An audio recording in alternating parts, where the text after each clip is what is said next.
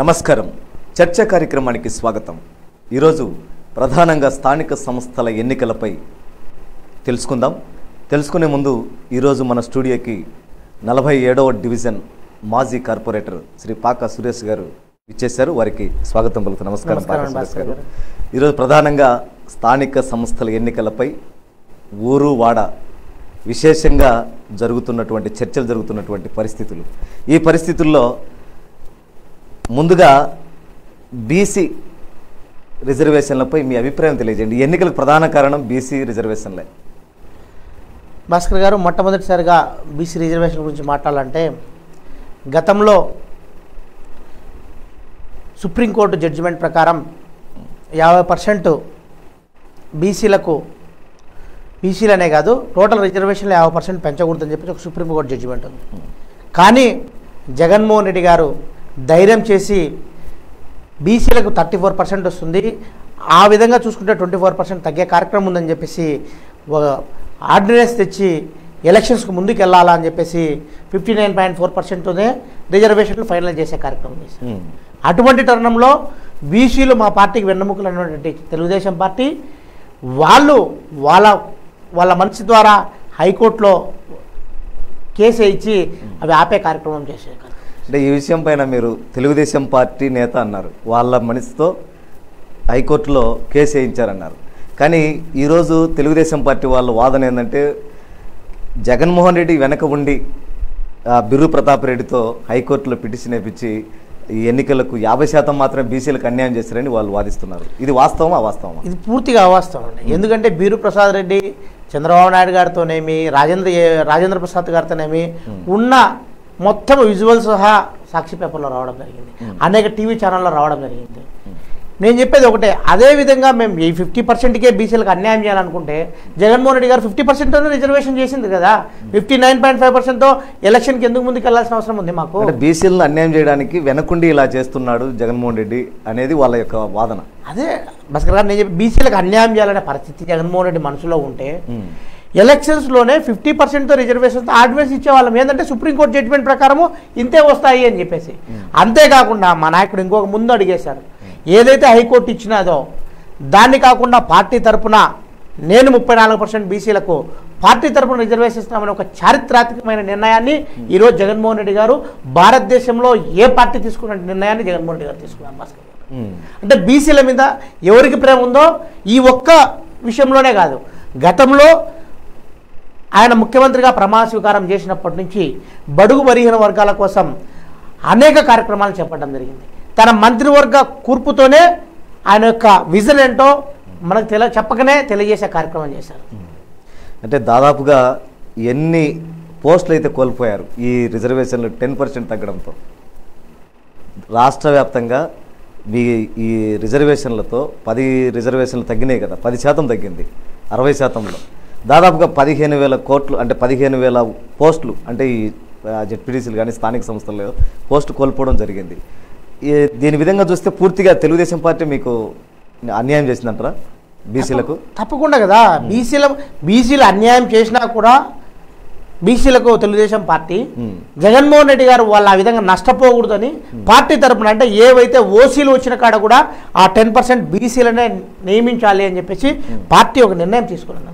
అంటే ఎక్కడా కూడా బీసీలు నష్టపోకూడదు అనేదే వైఎస్ఆర్ కాంగ్రెస్ పార్టీ యొక్క ముఖ్య ఉద్దేశం. అంటే సురేష్ గారు, స్థానిక సంస్థల షెడ్యూల్ ఉంది కదా, ఆ షెడ్యూల్ కొద్దిగా తెలియజేయండి మన శ్రోతలు. ఎప్పుడే కానీ ఇంతవరకు మనం ఇన్నేళ్ళ ఎలక్షన్ చూసాము, కానీ ఎప్పుడైతే హైకోర్టు క్లియరెన్స్ ఇచ్చిన వెంటనే, ఎందుకంటే ఈ మార్చి దాటితే దాదాపు 4,500 కోట్ల రూపాయలు డబ్బులు మన రాష్ట్రానికి ఈ 14th ఫైనాన్స్ నిధుల ద్వారా రావడం పోతుందన్న ఉద్దేశంతో ఇమీడియట్లీగా ఎలక్షన్లు జరపాలని చెప్పేసి జగన్మోహన్ గారు ఆశించారు.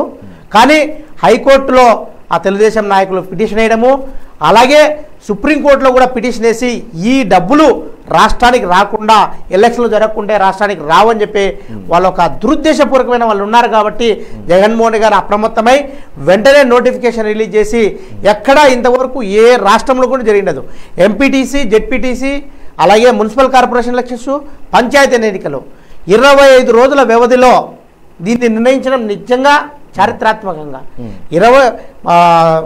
7వ తేదీ మన జెడ్పీటీసీ ఎంపీటీసీ నోటిఫికేషన్ ఇవ్వడం జరిగింది. అలాగే 21వ తేదీ వాళ్ళకి ఎలక్షన్ కండక్ట్ చేయడం జరుగుతుంది. అలాగే మున్సిపాలిటీకి సంబంధించి 9వ తేదీ నోటిఫికేషన్ ఇవ్వడం జరిగింది. 23వ తేదీ ఎన్నికలు జరిగే కార్యక్రమం చేస్తున్నారు. 15వ తేదీ సర్పంచ్లకు నోటిఫికేషన్ ఇవ్వడం జరుగుతుంది. 27, 29వ తేదీల్లో వాళ్ళకి ఎన్నికలు చేసే కార్యక్రమం. ఇంత స్పాన్ ఆఫ్ 25 డేస్లోనే ఇన్ని ఎన్నికలు సిద్ధమైనారంటే ఆయన ధైర్యాన్ని మనం నిజంగా మెచ్చుకోవాలి. అంటే రాష్ట్ర వ్యాప్తంగా ఎమ్మెల్యే ఎన్నికలు జరిగినట్లే ఇవి కూడా అన్ని జిల్లాల్లో అన్ని మండలాల్లో జరుగుతున్నాయి, అన్ని పట్టణాల్లో జరుగుతున్నాయి. ఇవి కూడా ఒక ఎత్తుగా తీసుకుంటే ఈ 10 నెలల పాలనలో మీ ప్రభుత్వంపై ప్రజల యొక్క అభిప్రాయం మీద తెలుస్తుందంట. తప్పకుండా బొత్స మినిస్టర్ గారు అయితేనేమి, అలాగే ఇన్ఫర్మేషన్ అండ్ మినిస్టర్ గారు పేరు నాని అయితేనే చెప్పడం జరిగింది. ఇది మేము రెఫరెండ్గా స్వీకరిస్తున్నాం, రండి తెలుగుదేశం వాళ్ళను. మీరు అంటున్నారు కదా జగన్మోహన్ రెడ్డి పాలన చేస్తున్నారు అని చెప్పేసి, ఇదే రెఫరెండము. మేము ఇంత ధైర్యంగా ఇంత ఫాస్ట్గా ఎన్నికలు జరిగే కార్యక్రమం మీరు అంటున్నారు. ఎమ్మెల్యే ఎన్నికలు ఒకేసారి జరుగుతాయి, కానీ ఇది 21వ తేదీ ఒక ఎన్నిక, 23వ తేదీ ఒక ఎన్నిక, 27, 29 ఒక ఎన్నిక. అంటే దాదాపు 3 విడతలుగా మొత్తం రాష్ట్రం మొత్తం ఎన్నికలు జరిగే కార్యక్రమం. కాబట్టి ఈ ఎన్నికల్లో మీ ప్రభుత్వంపై కూడా అభిప్రాయం తెలిసిపోతుంది తప్పకుండా. కానీ తెలుగుదేశం పార్టీ నేతల ఆరోపణ ఏంటంటే సిపిఎం కానీ అట్లా జనసేన కానీ బీజేపీ కానీ వ్యతిరేకత అయితే చాలా ఉంది. ఈ ఎన్నికల్లో వైసీపీ అంటే ప్రస్తుత అధికార పార్టీ యొక్క భవితవ్యం తేలనుంది అని చెప్తున్నారు. ఎట్లా ఉంటుందంటారు? తప్పకుండా భాస్కర్ గారు, ఇప్పుడు వాళ్ళు జనసేన బీజేపీ పొత్తులు పెట్టుకుంటున్నారు, సిపిఎం తెలుగుదేశం పొత్తులు పెట్టుకుంటున్నారు, కొంతమంది ఒంటరిగా వచ్చే కార్యక్రమం. కానీ జగన్మోహన్ రెడ్డి గారు అప్పుడు ఇప్పుడు ఎప్పుడొకే ఏ ఎన్నికలు జరిగినా మాకు అది ప్రజలు 90% శాతంతో స్థానిక సంస్థలు మేము గెలుస్తాం అని ఆరాడు చెప్పడం జరిగింది. ఈ రోజు కూడా మేము అదే ధీమాతో ఎన్నికలకు పోయే కార్యక్రమం చేస్తున్నాం. అంటే ఇప్పుడుండే పరిస్థితుల్లో అయితే వైసీపీ ఒక్కటే ఒక ఎత్తు, మిగిలిన అట్లా సిపిఐ సిపిఎం తెలుగుదేశం పార్టీ కలిసి అట్లా లోపాయికారిగా బీజేపీ కూడా చేస్తున్నది ఒక మీ పార్టీల వాదన. అది వాస్తవం అంటారా అవాస్తవం అంటారా? బీజేపీ తెలుగుదేశం పార్టీతో కలుస్తుందని అయితే మేమైతే ఊహించుకోము. లోకల్ బాడీస్లో అక్కడక్కడ లోకల్గా ఉన్న పరిస్థితుల ప్రభావం వల్ల ఏమైనా కలిస్తే కలవచ్చు, కానీ రాష్ట్రం మొత్తం మీద అయితే కలిసే కార్యక్రమం ఉండదు భాస్కర్ గారు. ఎటు పరిస్థితుల్లో ఉండదు. ఓవరాల్గా అయితే ఇప్పుడు ఈ ఎన్నికలు ఎలా సాగుతాయంటారు? ప్రజలు ఎవరి వైపు ఉన్నారంటారు? ఖచ్చితంగా ఈ 10 నెలల కాలంలో జగన్మోహన్ రెడ్డి గారు చేసిన పరిపాలన నిజంగా ప్రతి ఒక్కరికి, ప్రతి ఒక్క పేదవాడికి సంక్షేమ కార్యక్రమాలు ఆయనైతే ఏవైతే ఎన్నికల ముందు మేనిఫెస్టోలో పెట్టారో ఈ 10 నెలల్లోనే వాటన్నిటినీ దాదాపుగా పూర్తి చేసే కార్యక్రమాన్ని జగన్మోహన్ చేశారు. ఏ నాయకుడు చేసే కార్యక్రమం అందరూ ఎలక్షన్లకు ముందు మేనిఫెస్టోలో పెట్టినవి 5 ఏళ్ల సమయంలో పూర్తి చేసే కార్యక్రమం చేస్తారు. కానీ జగన్మోహన్ రెడ్డి గారు ఎన్నికలు అయిపోయిన 9 నెలల్లోనే దాదాపుగా 90% హామీలు నెరవేర్చే కార్యక్రమం చేయడం. అంటే ఇప్పుడు తెలుగుదేశం పార్టీ కానీ ఇతర బీజేపీ నేతల పార్టీ కానీ జనసేన కానీ వాళ్ళ వాదన ఏంటంటే జగన్మోహన్ రెడ్డి స్థానిక సంస్థల ఎన్నికల దృష్టిలో పెట్టుకొని ఇటు ఆటో కానీ ఆరోగ్యశ్రీ కానీ జగనన్న అమ్మఒడి కానీ ఇవన్నీ కూడా చేశాడు అనేది వాళ్ళ యొక్క వాదన. అది వాస్తవం అంటారా అవాస్తవం అంటారా? ఎప్పుడు ఎన్నికల కోసం జగన్మోహన్ రెడ్డి గారు ఈ కార్యక్రమం చేసే కార్యక్రమం ఎప్పుడు చేయాలండి. ఎందుకంటే మీకు చిన్న ఉదాహరణ మీరు చెప్పారు కాబట్టి చెప్తున్నా. ఎందుకంటే మా డిప్యూటీ సీఎం గారితో మేము విజయవాడ వెళ్ళినప్పుడు క్యాబినెట్ మీటింగ్లో ఒక చిన్న చర్చ జరిగే కార్యక్రమం చేసింది. ఈ రేషన్ కార్డుల గురించి రీవెరిఫికేషన్ చేద్దాము అని చెప్పేసి క్యాబినెట్లో తీర్మానిస్తే అక్కడ ఉన్నటువంటి నాయకులంతా ఎలక్షన్లు ఉన్నాయి కదా, ఎలక్షన్ల తర్వాత ఇవి చేద్దామంటే ఒకటే మాట చెప్పారు జగన్మోహన్, అర్హులైన వాళ్ళు ఎవరివి పోవు, అనర్హులను మాత్రమే గుర్తించే కార్యక్రమం చేస్తున్నాం. ఎన్నికలు ఉన్నాయని చెప్పేసి మనం ఈ ప్రక్రియ ఆపకూడదు, ఇది నిరంతర ప్రక్రియ. అంత ధైర్యంగా చెప్పే కార్యక్రమం చేశారంటే ఎన్నికలు ఉంటే ఏముందంటే ఎన్నికలు అయిపోయినాక వెరిఫికేషన్ చేస్తాం. ఇంత ధైర్యంగా వెరిఫికేషన్ చేసే కార్యక్రమం ఎందుకు చేస్తారు జగన్మోహన్ రెడ్డి గారు? ఎప్పుడు ఎన్నికలకు భయపడి ఏ నిర్ణయం తీసుకునే కార్యక్రమం చేయడు. ఆయన ప్రజలకు జనరంజకమైన పాలన అందించాలి. వాళ్ళ తండ్రి గారు ఏదైతే పాలన చేశారో దానికి రెట్టించి పాలన చేయాలన్న ఒక దృఢ సంకల్పంతో ఆయన ఆ పీఠాన్ని ఎక్కడం జరిగింది. అదే పందగా పరిపాలన సాగించే కార్యక్రమం చేస్తున్నారు. అంటే మళ్ళీ సుప్రీంకోర్టుకు వెళ్ళారు ఎవరు? తెలుగుదేశం పార్టీ నేతలు. ఈ మధ్యలో ఏమన్నా మళ్ళీ ఈ ఎన్నికలు ఆగిపోయేదానికి ఆస్కారం ఉంటుందంటారా? ఏముండదండి, ఎందుకంటే ఎలక్షన్ నోటిఫికేషన్ వచ్చింది కాబట్టి భాస్కర్ గారు ఏదైనా ఇప్పుడు సుప్రీంకోర్టే చెప్పింది ఇన్ టైంలో స్థానిక సంస్థల ఎలక్షన్ జరగాలి అని. దానికి తోడు ఇప్పుడు మన రాష్ట్రం ముందుగానే లోటు బడ్జెట్లో ఉంది. ఇప్పుడు ఈ మార్చికి మనం కనుక ఎన్నికలు 30 తేదీల కంప్లీట్ చేసుకోకపోతే దాదాపుగా కేంద్రం నుంచి 4,500 కోట్ల రూపాయల నిధులు మనకు రాకుండా పై కార్యక్రమం చేస్తుంది. ఇవన్నీ అడ్డుకోవాలనే తెలుగుదేశం పార్టీ వాళ్ళు చేస్తున్నారు. 3,000-4,000 కోట్ల రూపాయలు ఇవన్నీ అడ్డుకోవాలనే వాళ్ళ ఎలక్షన్ల గురించి కాదు, రాష్ట్రం ఇతను అన్ని సంక్షేమ పథకాలు చేపట్టే కార్యక్రమం చేస్తున్నారు. కేంద్రం నుంచి డబ్బులు రాకుండా మనం అడ్డుకోవాలి అన్న ఒక ముఖ్య ఉద్దేశంతో ఈ కార్యక్రమం చేస్తున్నారు. అరే బిర్రు ప్రతాప్ రెడ్డి వేసినటువంటి పిటిషన్ పైన మీరైతే తెలుగుదేశం పార్టీ అంటారు, జగన్మోహన్ రెడ్డితో ఫోటో దిగాడు, అలాగే చంద్రబాబు నాయుడు లోకేష్తో కూడా ఆయన దిగాడు. కానీ వాళ్ళు తెలియజేసిందంటే మా వ్యక్తి కాదు, వాళ్ళ వ్యక్తి లోపాయికారిగా ఇలా చేస్తున్నాడు అనేది నిజమంటారా? అదే నేను చెప్తున్నది. ఇప్పుడు వాళ్ళతో ఎప్పుడు ఫోటో దిగారు, జగన్మోహన్ ఎప్పుడు ఫోటో దిగారు అనేది ఒక్కసారి దాన్ని బ్యారేజ్ చేసుకుంటే, జగన్మోహన్ రెడ్డి ఎప్పుడో పాతంలో లాస్ట్ ఎలక్షన్స్ కంటే ముందు ఆయన జగన్మోహన్ గారితో ఫోటో దిగడం. మీరందరూ లేటెస్ట్ మొన్న ఎలక్షన్లకు ముందు దాని తర్వాత మీ పార్టీ కార్యక్రమాల్లో ప్రతి ఒక్క కార్యక్రమంలో పాల్గొన్న వ్యక్తి ఆయన. ఇది అందరికీ తెలిసిన విషయం. ఆయన డైరెక్టర్ కూడా ఏదో గ్రామీణ ఉపాధి పథకం దీన్ని దాచిపెట్టాల్సిన అవసరము జగన్మోహన్ రెడ్డికి ఏమాత్రం లేదు. అతను అప్పుడు నాతో కలిసి దిగారు, కానీ ఇప్పుడు మా పార్టీలో లేరు, కొనసాగడం లేదని చెప్పి క్లియర్గా చెప్పడం జరిగింది మా పార్టీ నాయకులందరూ. అంటే ఈ కోర్టులు, సుప్రీంకోర్టు ఒక రకంగా, ఈ హైకోర్టు ఒక రకంగా వాదనలు వినిపించిన తర్వాత, కానీ అధికార పార్టీ సరైనటువంటి లాయర్ను నిర్ణయించక సరైన వాదనలు జరగకపోవడంతో బీసీలకు అన్యాయం జరిగింది అనేది ఒక వాదన. లేదు సార్, నేను దీన్ని పూర్తిగా ఖండిస్తున్నాను. ఎందుకంటే హైకోర్టులో మనం 59.5% మనం రిజర్వేషన్తో ఒక జీవో ఇచ్చినప్పుడు, ఎలక్షన్ జరపాలనుకున్నప్పుడు ఆ ప్రతాప్ రెడ్డి గారు కేసు వేయకుండా ఎలక్షన్ జరిగిపోయింది 59.5%తో కంప్లీట్ అయిపోయేది. ఆయన కేసు వేయడం వల్లనే సుప్రీంకోర్టు గతంలో ఏదైతే తీర్పు ఇచ్చిందో ఆ తీర్పుడు సుప్రీంకోర్టు తీర్పు అల్టిమేట్. ఆ అల్టిమేట్ ప్రకారం మీరు జరగండి, లేదా మీరు దీని మీద ఫర్దర్ కోర్టు పోమని చెప్పింది తప్పనిచ్చి అదే ప్రతాప్ రెడ్డి గారు కేసు వేయకుండా 59.4% ఎలక్షన్ జరిగిపోయింది. వాళ్ళకి ఎలక్షన్ అయిపోయింది. ఇప్పుడు వాళ్ళ వాదన ఏంటంటే బీసీల ఓట్లను దండుకోవడం కోసమే ఇలా 60% చూపించి తర్వాత హైకోర్టుకు వాళ్ళ బిర్రు ప్రతాప్ రెడ్డి తెప్పించారనేది తెలుగుదేశం పార్టీ యొక్క గత ఎన్నికలప్పుడే బీసీ ప్రజలందరూ ఏ పార్టీ మీద వెనుక ఉన్నారో ప్రజలందరికీ తెలిసిపోయింది. 151 సీట్లు గెలిచారంటే బడుగు బలహీన వర్గాలు, అన్ని సామాజిక వర్గాలు జగన్మోహన్ రెడ్డి వెంట నడిచారు కాబట్టే 151 సీట్లు వచ్చాయి. మళ్ళా మా వెనుకబడి బీసీ రావడానికి ఏముంది? బీసీలు మా వెనుకబడి ఉన్నారు. లాస్ట్ ఎలక్షన్స్లోనే అది రుజువైపోయింది. మళ్ళీ బీసీలు మా వెనుకబడి రావాల్సిన అవసరం ఏముంది? చాలామంది అగ్రనేతలు రాష్ట్ర వ్యాప్తంగా చూస్తే, మన జిల్లా కానీ రాష్ట్ర వ్యాప్తంగా కానీ మీ పార్టీలో అగ్రనేతలంతా చేరుతున్నారు. అంటే వీళ్ళంతా రావడం వల్ల మేలే జరుగుతుందంటారా? ఏమైనా కొంతమంది వద్దనడము, కొంతమంది రావాలనడము, దీనిపైన మీ అభిప్రాయం తెలియజేయండి. తప్పకుండా పార్టీలో కొన్ని భిన్నాభిప్రాయాలు ఉంటాయి. ఏదంటే జగన్మోహన్ రెడ్డి గారి 10 సంవత్సరాలు పరిపాలన చూసి ఎవరికైనా తెలుగుదేశం పార్టీ నాయకులు కూడా ఒకవేళ బయటకు వచ్చి మాట్లాడలేకపోవచ్చు, కానీ లోపల వాళ్ళు ఎంత గ్రేట్గా ఫీల్ అవుతున్నారు. ఇంత మా నాయకుడు 40 ఏళ్ళ ఇండస్ట్రీ అని చెప్పుకొని మేము ఏది చెప్పినా ఇనలేని పరిస్థితిలో ఉన్నప్పుడు ఇంత చిన్న వయసులోనే ఈయన ముఖ్యమంత్రి పీఠాన్ని ఎక్కి ఇన్ని సంక్షేమ కార్యక్రమాలు చేస్తున్నాడంటే నిజంగా గ్రేట్గా కలుగుతుంది. ఇదే కాదు, ఇంగ్లీష్ మీడియం మెయిన్ మన పాఠశాలలో ఇంగ్లీష్ మీడియం పెట్టేది ఆఫ్ ద రికార్డ్ ప్రతి ఒక్క ఎమ్మెల్యే ఒప్పుకున్న వాళ్ళే, తెలుగుదేశం పార్టీ ఎమ్మెల్యేని. అన్ని పార్టీల నేతలు అయితే ఒప్పుకున్నారు. కానీ ఇదేంటంటే చంద్రబాబు నాయుడు ఇవన్నీ మంచి పేరు వస్తాయని ఏదో విధంగా బురదలే కార్యక్రమం చేస్తున్నారు. అవి వాళ్ళకు తెలిసిపోతుంది కాబట్టి వాళ్ళు అక్కడ ఉండలేకపోయి ఈరోజు మా పార్టీలోకి వచ్చే కార్యక్రమం చేస్తున్నాం. తప్పకుండా మా పార్టీని వాళ్ళు వస్తున్నప్పుడు వాళ్ళకు స్వాగతిస్తాం. తప్పకుండా ఎవరికి ఏమి చేయాలనేది అధినాయకుడు ఖచ్చితంగా అన్ని గమనిస్తుంటారు.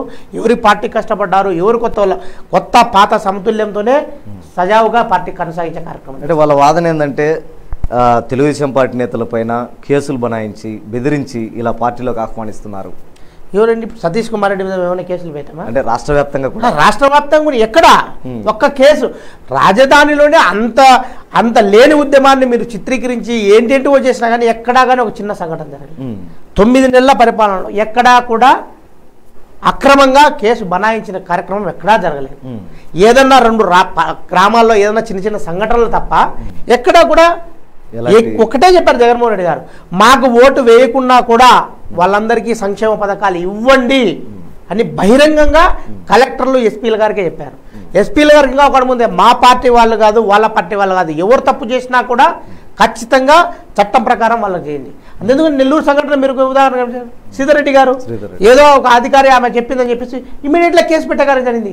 మీరు గత తెలుగుదేశం ప్రభుత్వంలో ఒక్కటైనా తెలుగుదేశం ఎమ్మెల్యేల మీద కేసు పెట్టడం జరిగింది ఒకసారి మీరు పరిశీలించండి. వాళ్ళ 5 ఏళ్ల పరిపాలన గతంలో అధికారులను చాలా సఫర్ అయ్యారంటారా?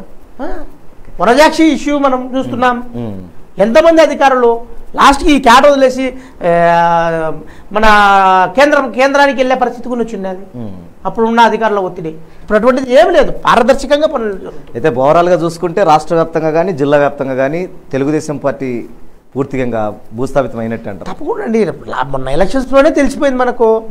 ప్రజలు జగన్మోహన్ రెడ్డి వెంట నడుస్తున్నారు.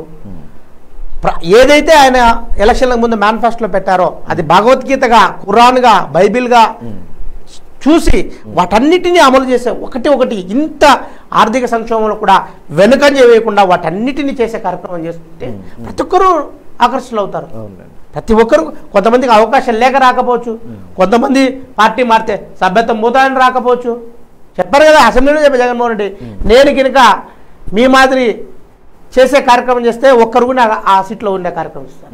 కానీ నీతివంతమైన రాజకీయాలు చేయాలన్న ఒక ఉద్దేశంతోనే జగన్మోహన్ రెడ్డి గారు ఈ విధంగా పరిపాలన చేశారు.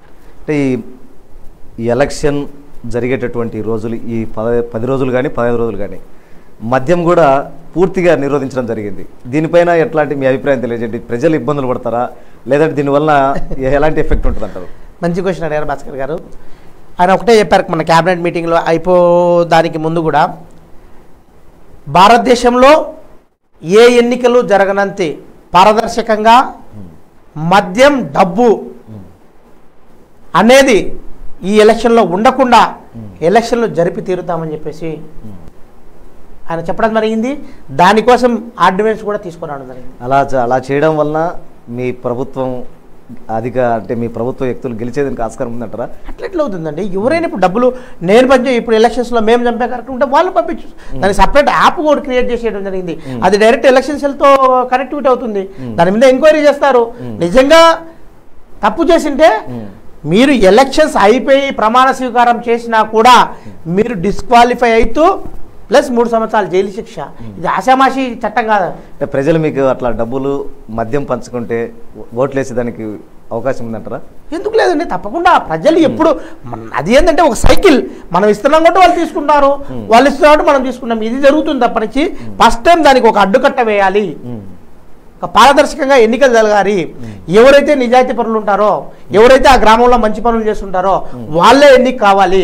ఎవరో డబ్బులున్న పెట్టుబడిదారులు వచ్చి అక్కడికి వచ్చేసి ఎలక్షన్ చేసేసి మళ్ళీ అతని వ్యాపారాలు చూసుకునే వాళ్ళకి ఉండకూడదు అనే ఒక ముఖ్య ఉద్దేశంతో జగన్మోహన్ రెడ్డి చట్టాన్ని తీసుకుంటారు. దాదాపుగా ఈ నిర్ణయం అయితే గత 50 ఏళ్ల కిందట ఇలాగే ఉండేది అంటారు.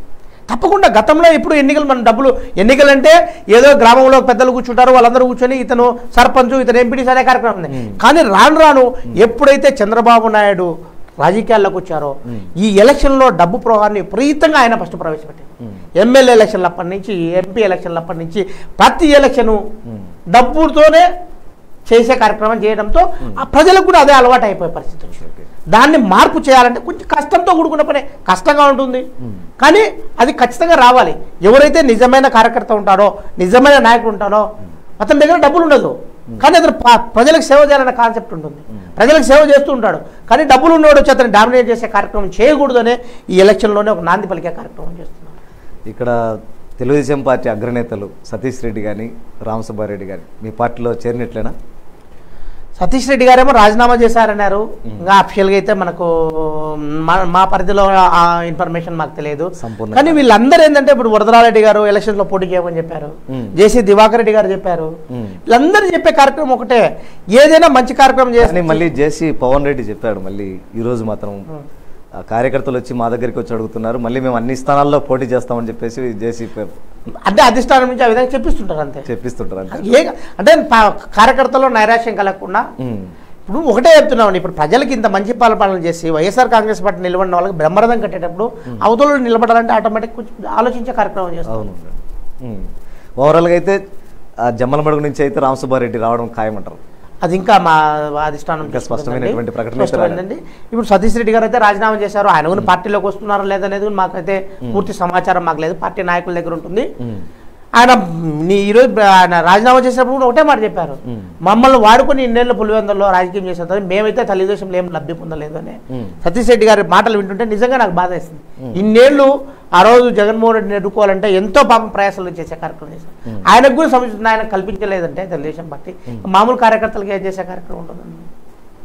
కానీ ఓవరాల్గా అయితే ఇద్దరు నేతలు వస్తే కనుక జిల్లా వ్యాప్తంగా కూడా తెలుగుదేశం పార్టీ భూస్థాపితమైన జిల్లా వ్యాప్తంగా రాష్ట్ర వ్యాప్తంగా జగన్మోహన్ రెడ్డి గారు ఈ అనర్హత వేటు పడదంటే దాదాపు చంద్రబాబు నాయుడు, లోకేష్ గారు తప్ప మిగిలిన వాళ్ళందరూ వేశారు. ఈసారి మీ అభిప్రాయం ప్రకారము జెడ్పీ చైర్మన్గా, మేయర్గా ఎవరు మీ పార్టీ తరఫున నిలబడుతున్నారు? మా పార్టీ తరఫున ఆల్రెడీ చెప్పడం జరిగింది. ఏదంటే ఎవరైతే పార్టీకి త్యాగం చేశారో మన అమర్నాథ్ రెడ్డి గారు, ఆయన జెడ్పీ చైర్మన్గా, అలాగే కడపకు బీసీగా మన జిల్లా బీసీ నేతగా ఉన్నటువంటి సురేష్ బాబు గారిని మళ్ళా జెడ్పీ చైర్మన్గానే ఆయనకు జెడ్పీ చైర్మన్గా అమర్నాథ్ రెడ్డి గారిని, మేయర్గా సురేష్ బాబు గారిని మన జగన్మోహన్ రెడ్డి గారు ప్రకటించడం జరిగింది. అదేవిధంగా ఎన్నికలు జరిగింది. ఓవరాల్గా ఈ ఎన్నికల్లో చూసుకుంటే డబ్బు, మద్యం అనేది పూర్తిగా నిరోధించడం జరుగుతుంది. తప్పకుండా అండి. ఎస్పీ గారికి ఆ ముఖ్యమంత్రి గారే పార్టీలు పంచినాయి అనుకోండి, యువతల ప్రభుత్వం ఏమవుతుంది? తప్పకుండా ఎస్పీల బాధ్యత అది. ఎస్పీలు, పోలీసు వాళ్ళు, మన ఎవరైతే ఈ సచివాలయంలో పోలీసు మిత్రులు ఉంటారో, వాలంటీర్స్ ఉంటారో, మొత్తం ఒక వ్యవస్థను దీని మీద నిఘా పెట్టే కార్యక్రమం చేస్తున్నారు. ఎవరు పంచకూడదు, మేము పంచకూడదు, వాళ్ళు పంచకూడదు. స్వచ్ఛందంగా స్వేచ్ఛగా ఓట్లు వేరండి. ఎవరిని ఎన్నుకుంటే వాళ్ళు ఎన్నుకుంటారు, ఎవరు ప్రజల మధ్యలో ఉంటారో వాళ్ళు ఎన్నుకునే కార్యక్రమం చేస్తారు.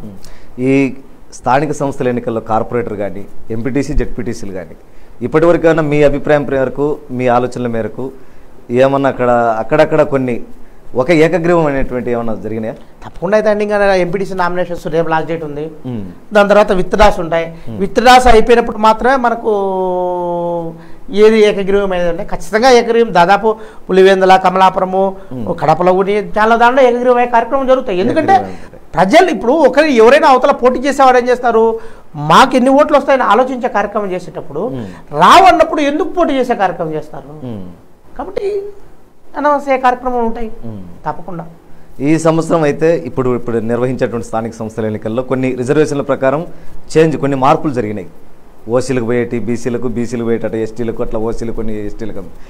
దీని తరపున మీ తరపున అంటే మీ పార్టీ తరపున ఎలాంటి వ్యక్తులను పోటీ చేయగలుగుతున్నారు? దానికి సంబంధించినటువంటి వ్యక్తులు సన్నద్ధంగా ఉన్నారా? తప్పకుండా అండి. వైఎస్ఆర్ కాంగ్రెస్ పార్టీకి ఇప్పుడు నోటిఫికేషన్ ఇచ్చిన తర్వాత కడప మున్సిపల్ కార్పొరేషన్కి సంబంధించి దాదాపు 375 అప్లికేషన్ బయోడేటాలు ఇవ్వడం జరిగింది. నిన్న మార్నింగ్ నుంచి నైట్ 9 గంటల వరకు 370. ఒక్కొక్క డివిజన్లో 10 మంది 8 మంది ఉత్సాహవంతులు, మేము పోటీ చేస్తాం, మాకు అవకాశం కల్పించండి.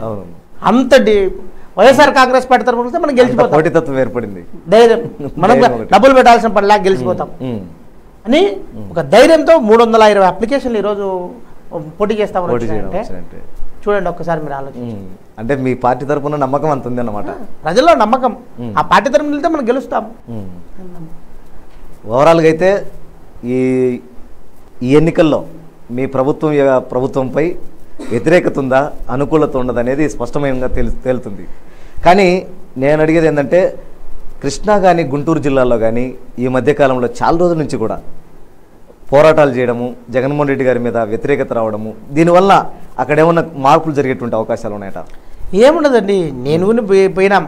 అదేంటంటే మీడియా ఒక వర్గం వాళ్ళు చేస్తున్న ప్రచారం తప్ప అక్కడ ఎక్కడ వాళ్ళు అనుకున్నంత తీవ్రమైన ఎవరైతే అక్కడ భూములు ఉంటాయో వాళ్ళకు ఆటోమేటిక్గా బాధ కలుగుతుంది. ఇప్పుడు నాకే ఉంటుంది, ఒక 33 కోట్లు పలికే భూమి సడన్ గా 10 లక్షలకి 20 లక్షలు పడినప్పుడు బాధ ఉంటుంది. ఆ బాధతో ఆ రైతులు వాళ్ళ ఆవేదనతో ఏదో ఒక సెటప్ చిన్న కార్యక్రమాన్ని మన మీడియా ఒక సామాజిక వర్గం దాన్ని పూర్తిగా పోతుంది.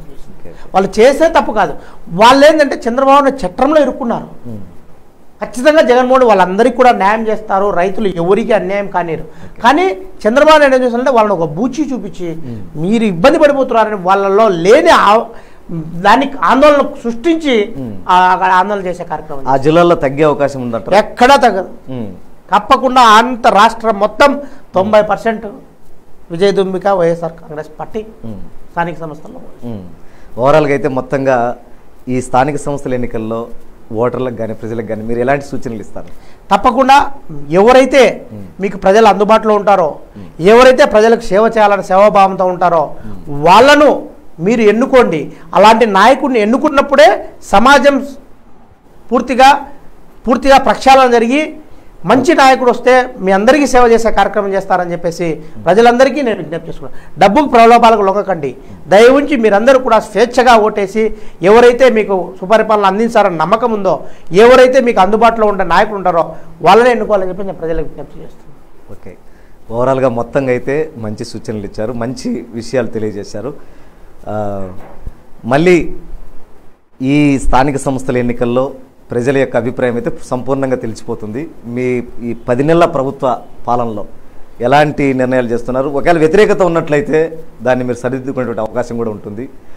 ఓకే, ఓవరాల్గా జగనన్న చేసేటువంటి మొత్తం నవరత్నాలు కూడా సాఫీగా జరిగిపోతున్నాయి అంటారు. కానీ చాలామంది తెలుగుదేశం పార్టీ నేతలు కానీ అట్లా బీజేపీ నేతలు కానీ ఎక్కువగా భయపెట్టించి యువతల నేతలను అధికార పార్టీ నేతలు చాలా ప్రలోభాలకు భయపడిచ్చి ఆ పార్టీలకు చేర్చుకుంటున్నారు. ఇది మంచి పద్ధతి కాదనేది వాళ్ళ యొక్క వాదన జరుగుతుంది. తప్పుడండి, అన్ని తప్పుడు ఆరోపణలు.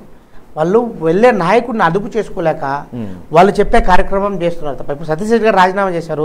ఈ 9 నెలల్లో ఆయన మీద ఏం కేసు పెట్టారు, ఏం భయభ్రాంతులకు గురి చేశారు?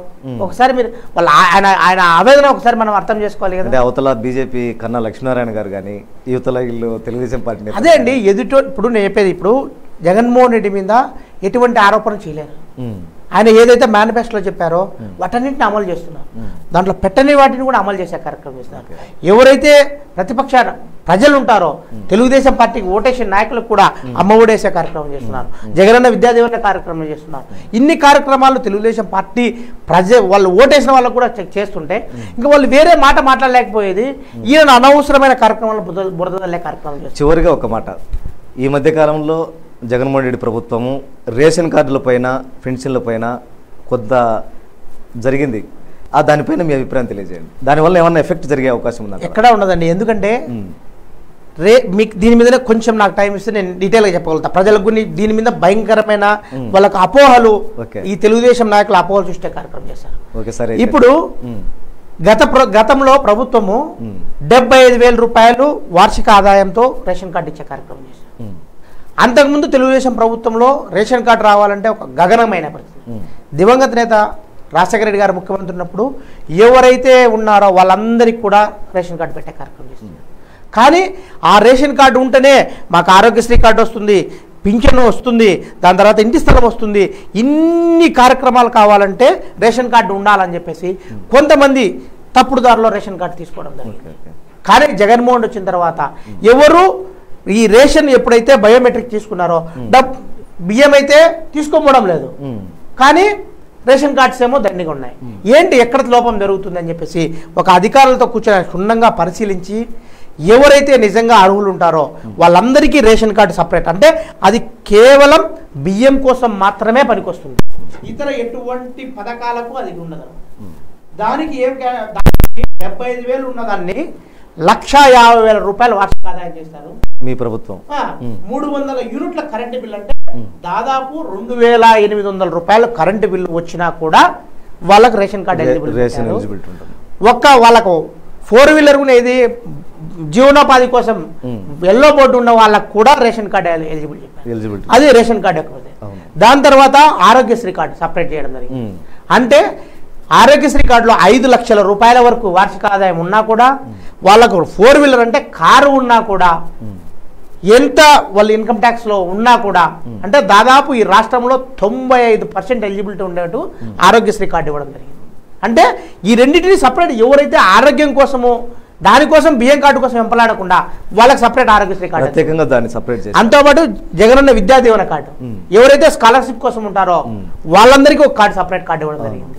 దాని తర్వాత పింఛన్ కార్డు ఎవరైతే ఇప్పుడు మనము వికలాంగులకు, వితంతువులకు, వృద్ధాపులకు పింఛన్ ఇస్తున్నామో వాళ్ళందరికీ కూడా ఒక సపరేట్ కార్డు ఇవ్వడం జరిగింది. అంటే ఈ విషయాలు జరిగిందని కొద్దిగా ప్రజల్లో వ్యతిరేకత ఉండదనేది వాదన, కానీ ఆ వాదన అయితే లేదు.